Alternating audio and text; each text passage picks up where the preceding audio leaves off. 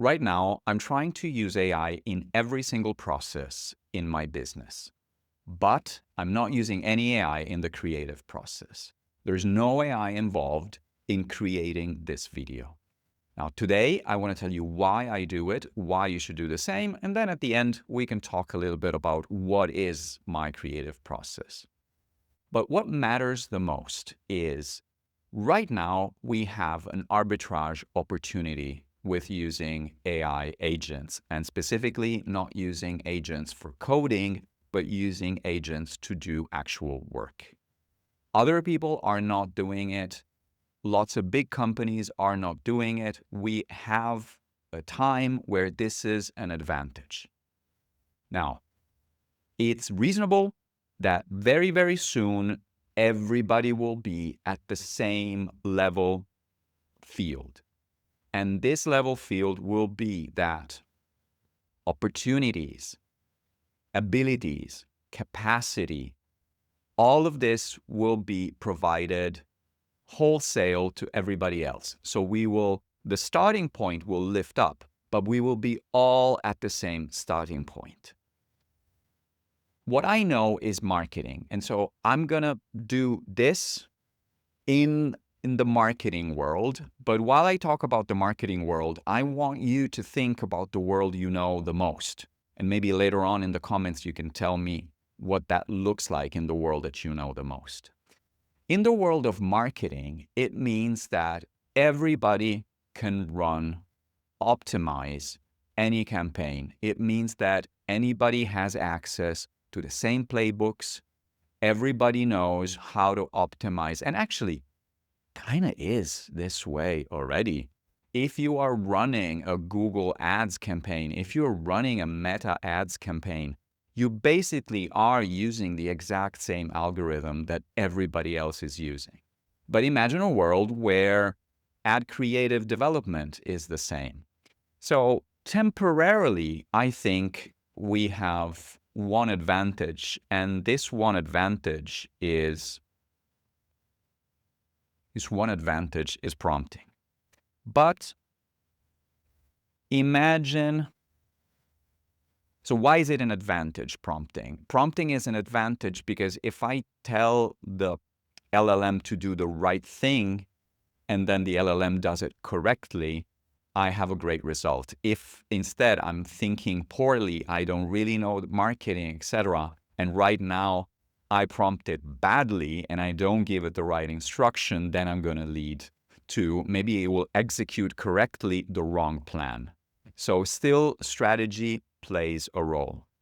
I think the second thing that we can imagine is data. So if I have collected a lot of data, let's say that I have 10 years of data, I started in 2016, and all of this data is customer data, it's proprietary data, is interaction data, is campaign data, and I have a lot of this for myself, then I can definitely inform the agent with this. And I might have, we're talking about marketing here, okay?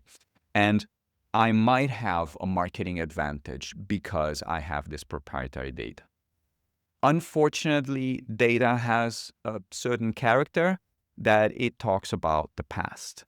And so what I will have is a lot of information about stuff that has or hasn't worked, and customer feedback and product feedback on what has worked in the past. But still, it's better than nothing, because what we're trying to do is we're saying we have a level playing field, and we're trying to understand what is our competitive advantage on top of that. Now, I believe there is a third way of having an advantage.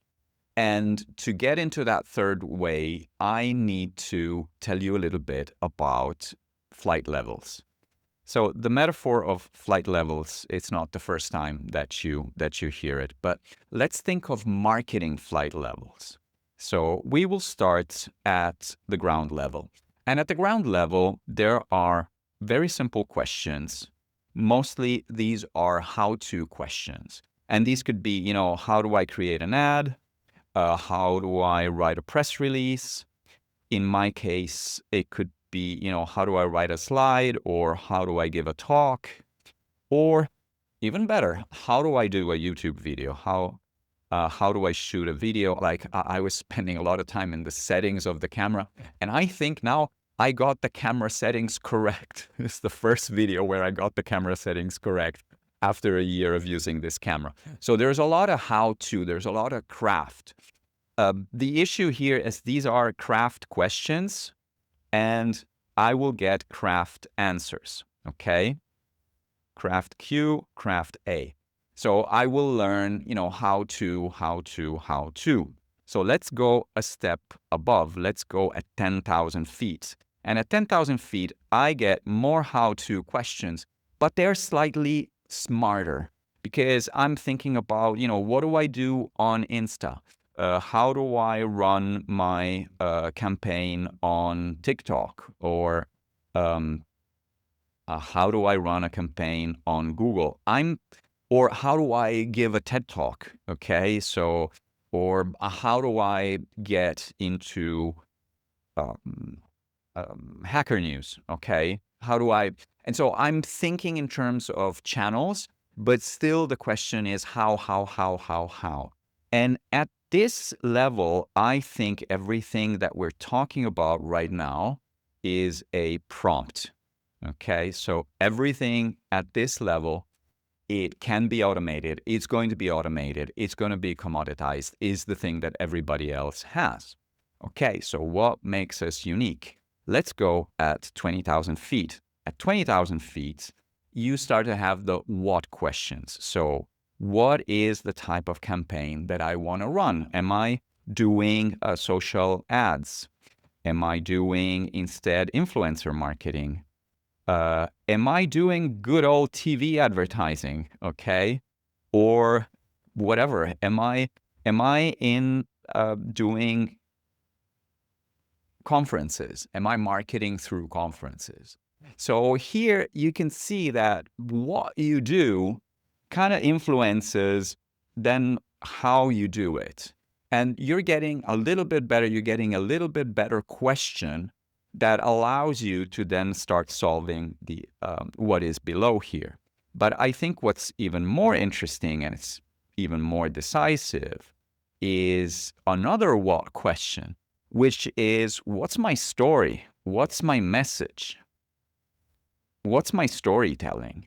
And this is fundamental because if I know what's my story, what's my message, I help brilliant overthinkers get clear and then fix their companies. This is my messaging, and makes everything else easier. Like, what do I do on Google? I want that same message. What do I do on social? Well, what are the social? What social media is aligned with how I roll and what I do. And this is becoming more and more interesting, which leads us to where you already know, if you know marketing, you know where I'm going, which is to the why questions. And we know from Simon Sinek that the why questions are the best. Well, we'll see if this holds true the whole way up on these flight levels. But at 40K, you expected we have brand. We have brand, we have the vibe, we have the atmosphere, we have the values, we have the brand stories. And here every question at 50,000 feet becomes much simpler. Because let's say that you are a marketing manager working for Nike. Okay, you're a marketing you're a marketing manager working for Nike. You have a brand book. You have values from the company. You have a mandate. And this makes everything easier because you just need to ask yourself, is this aligned with just do it? Can I write just do it below it? Would it fit ideally the swoosh? And so everything becomes easier once you're at that level. But what I find particularly interesting, and I think this is the meat of this video, is that if you go further up at 50,000 feet, you still are in why territory, but you encounter mission and vision. Now, I work with a lot of entrepreneurs and early stage or in the first 1 or 2 years of the life of the company. And I don't think they realize how powerful it is. They do realize it when they work with me. But I don't think that everybody realizes how powerful it is to be in control of mission, vision, brand. Because all of this, if we imagine this market where knowledge and how to, and even, what is partially commoditized, if you control mission and vision, brand vibe, values, brand story, you have a huge competitive advantage, because even the Nike people are capped here. If they want to change the mission and the vision of the brand, well, they're going to have a committee and they're going to take a lot of time. It's like changing the constitution. It's just changing the fundamentals of the business. And instead, a founder has this spark and they can kind of will into existence the mission and the vision, align it with the brand, and then have alignment throughout marketing, throughout the campaign. Now, this also, I think, is an area where instead of looking at the past, we're looking at the future. So when we're creating a mission, a vision, it's always something that is far ahead, far ahead. We want to see what happens in the future. We want to influence the future. We want to change behavior. And so we already are, I believe, in already the bigger differentiators in marketing are brand, mission, and vision. However, the flight levels are not over. There's another flight level, but to get there, we are not going to go to 60,000 feet. I want to go to 100,000 feet. And here, there's a better question than any of the other questions. And the question is who? Who is executing? What are their unique values? What is the vibe? Who is this person truly? What is their authentic self?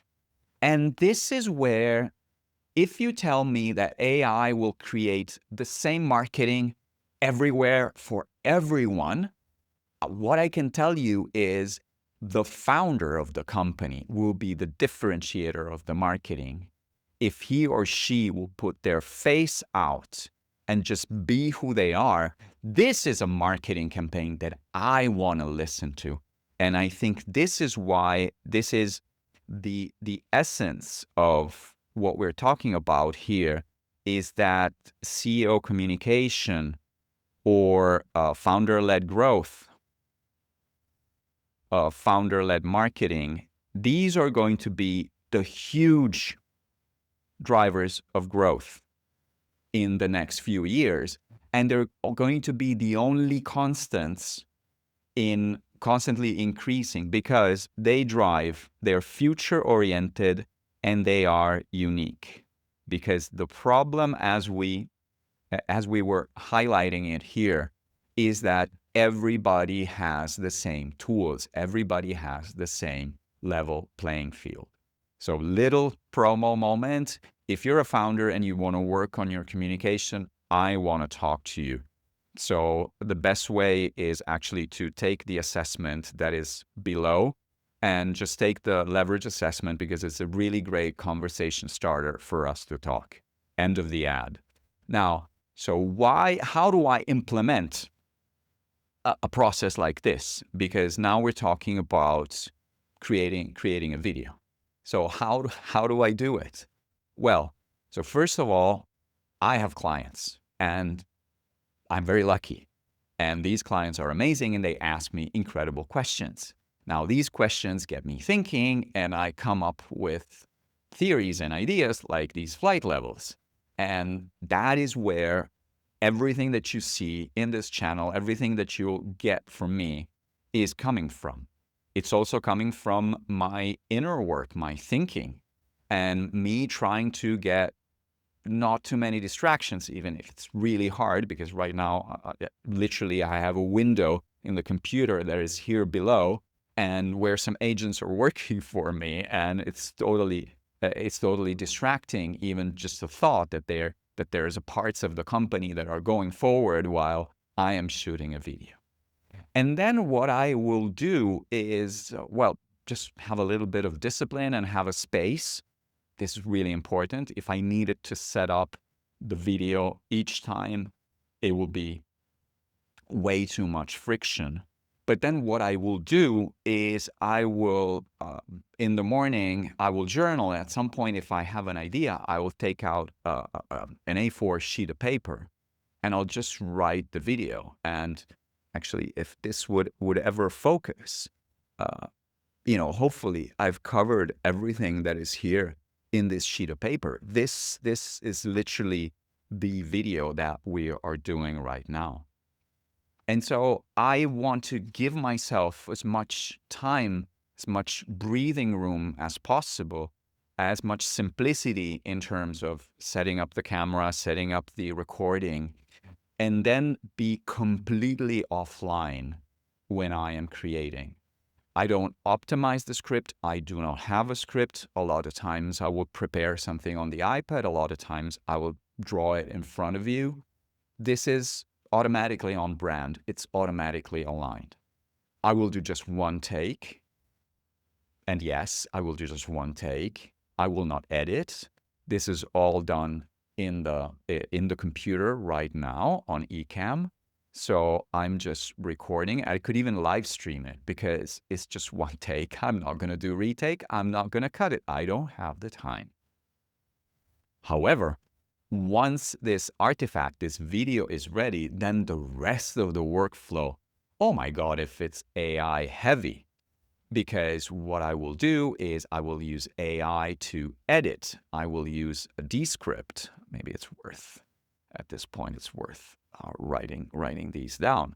So I will use Descript. And right now, there's two things that you can do in Descript. The one thing, you just talk to it, you just chat to Descript. And so you upload a thing and you just say, I want you to do this. I want you to cut the beginning and the end. But also right now, they kind of have an API MCP that I'm thinking to setting it up so that basically I save this video and then it goes there directly. Then I have a series of prompts and I have an agent that I've called Gary Z. And Gary Z will extract the transcript, launch a panel of experts, get them to figure out this script, find a title, suggest some essence keywords. The panel doesn't look for a YouTube title and a YouTube thumbnail, but they're a panel of philosophers that are looking for the essence of the video. And this is how I title these videos.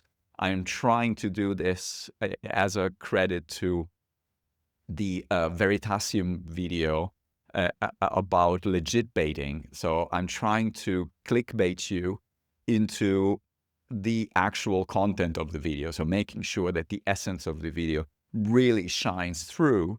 And then I will have a process that generates all the tags, the descriptions, analyzes the upload it on YouTube, and everything from there, deriving from my words, blog posts, deriving from my words, LinkedIn posts, all of the rest is automated. And there's a lot of human in the loop, but all of the rest is automated. But right now, I haven't got a faint idea of what the title of this video is. Right now, I haven't got the faint idea of what the thumbnail of this video is, which is a process that is quite the opposite of what they tell you to do. And I think this is the core of this message around CEO communication, founder-led growth, founder-led marketing, is that the winning way of doing stuff in the agentic era is your way. And you're in trouble if you have no taste. Yeah, I was talking yesterday with an interior designer, and she was telling me, every time there is something is in fashion in interior design, people say, oh, my unique taste is, oh, I really like, I know I'm special.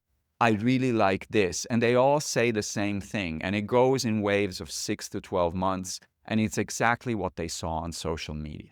That's the problem. If you are like that, if you don't develop your own unique taste and your own unique constraints and your own unique way that you communicate, then you are indeed in trouble.